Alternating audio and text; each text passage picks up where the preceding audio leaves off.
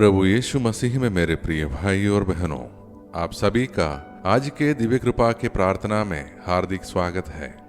यह एक ऐसा समय है जब हम अपने व्यस्त जीवन से कुछ समय निकालकर प्रभु के चरणों में बैठते हैं और उनकी आवाज को सुनते हैं। अक्सर हम शिकायत करते हैं कि हमारे जीवन में समस्याएं क्यों हैं, हमें आशीर्वाद क्यों नहीं मिलते या हमारी प्रार्थनाएं क्यों पूरी नहीं होती। परंतु हमें यह भी समझना होगा कि परमेश्वर का वचन हमारे जीवन में किस प्रकार प्रवेश करता है और हम उसे कितनी गंभीरता और विश्वास से ग्रहण करते हैं।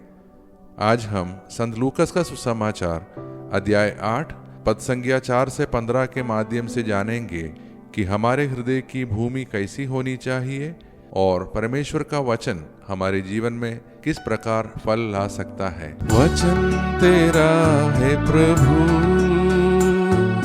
जीवन की ज्योति है। वचन तेरा है गुरु,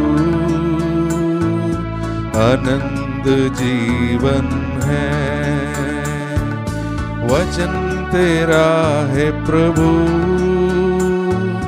जीवन की ज्योति है। वचन तेरा है गुरु, आनंद जीवन है। दिव्य वचन तेरा भक्ति से सुन लूंगा, मधुर वचन तेरा दिल से मैं मानूंगा। दिव्य वचन तेरा भक्ति से सुन लूंगा, मधुर वचन तेरा दिल से मैं मानूंगा। इस दृष्टांत में प्रभु यीशु एक बीज बोने वाले के बारे में बता रहे हैं। यीशु कहते हैं कि एक किसान बीज बोने निकला। कुछ बीज रास्ते पर गिरे, कुछ पथरीली जमीन पर, कुछ झाड़ियों के बीच और कुछ अच्छी भूमि पर। जो बीज अच्छी भूमि पर गिरे उन्होंने 100 गुना फल उत्पन्न किया। प्रिय भाई और बहनों, यह पाठ हमें कई शिक्षा देते हैं। रास्ते पर गिरे बीज, यह उन लोगों का प्रतीक है जो वचन सुनते तो हैं, परंतु शैतान आकर उसे उनके हृदय से छीन लेता है। हमें अपने हृदय को खुला और सजग रखना होगा ताकि शैतान हमें वचन से दूर न कर सके। पथरीली जमीन पर गिरे बीज, ये वे लोग हैं जो वचन को खुशी से तो ग्रहण करते हैं, लेकिन उनकी जड़ गहरी नहीं होती। कठिनाइयों या परीक्षाओं के समय वे गिर जाते हैं। हमें गहरी आस्था और धैर्य की आवश्यकता है ताकि कठिनाइयों में भी हम प्रभु पर अटल बने रहें। झाड़ियों के बीच गिरे बीज, ये वे लोग हैं जिनका जीवन सांसारिक चिंताओं, धन और सुख सुविधाओं में उलझा रहता है। यह हमें पहचानना होगा कि सांसारिक चीजें अस्थायी हैं, जबकि परमेश्वर का वचन आनंद है। अच्छी भूमि पर गिरे बीज, यह उन लोगों का प्रतीक है जो वचन को सुनते हैं, उसे संभालते हैं और धैर्य से फल उत्पन्न करते हैं। यही हमारा लक्ष्य होना चाहिए कि हम वचन को अपने जीवन में लागू करें और उससे अच्छे फल उत्पन्न हो। आज हम में से हर कोई किसी न किसी भूमि के समान है। क्या हम रास्ते की तरह हैं जहां वचन तुरंत चिन जाता है, या पथरीली जमीन जैसे हैं जहां आस्था गहरी नहीं, या फिर झाड़ियों जैसे हैं जहां चिंताएं और इच्छाएं वचन को दबा देती हैं, या हम अच्छी भूमि हैं जहां परमेश्वर का वचन जड़ पकड़कर फल उत्पन्न करता है। भाई और बहनों, हमें अपने हृदय को तैयार करना होगा।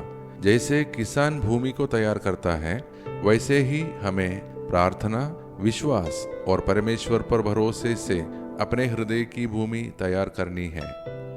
तो अब आइए मेरे प्रिय भाई और बहनों, हम सब अपने आप को प्रभु के हाथों में सौंप दें और मिलकर प्रार्थना करें।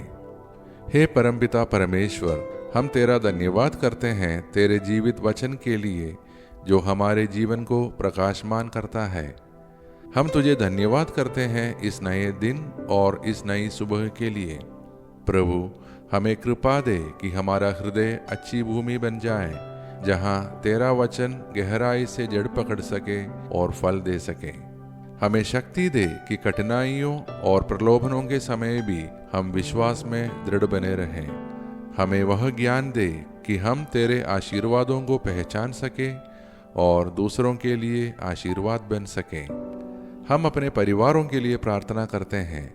हमारे परिवारों में प्रेम, शांति और एकता बनी रहे। हर परिवार तेरा नाम महिमामय करे। हम बीमारों और पीड़ितों के लिए प्रार्थना करते हैं, उन्हें तेरी चंगाई और शांति मिले।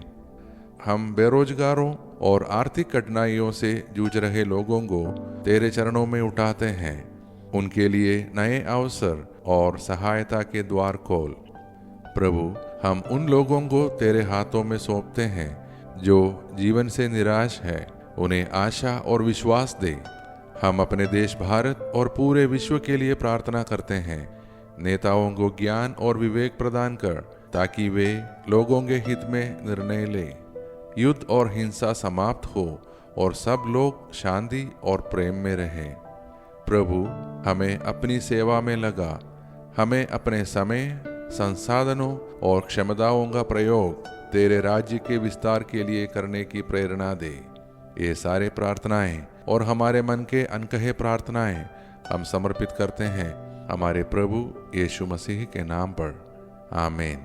हमारे पिता परमेश्वर का प्रेम, प्रभु यीशु मसीह का अनुग्रह और पवित्र आत्मा का सहभागिता हम सभी के साथ सदैव बना रहे। आमीन। प्रिय भाई और बहनों, आज का यह दृष्टांत हमें सिखाता है कि परमेश्वर का वचन सबके लिए है, लेकिन उसका फल केवल वही पाते हैं जिनका हृदय अच्छी भूमि की तरह तैयार होता है। आइए हम प्रतिदिन प्रार्थना और विश्वास से अपने हृदय को तैयार करें, ताकि परमेश्वर का वचन हम में भरपूर फल ला सके। यदि आज का यह वचन और प्रार्थना आपके हृदय को छू गया है, तो कृपया इस वीडियो को लाइक करें और अपने परिवार और मित्रों के साथ शेयर करें, ताकि और भी लोग परमेश्वर की कृपा और शांति का अनुभव कर सकें। हम कल फिर मिलेंगे एक नए वचन और एक नई प्रार्थना के साथ। तब तक प्रभु हम सबको और हमारे परिवार को आशीर्वाद दे।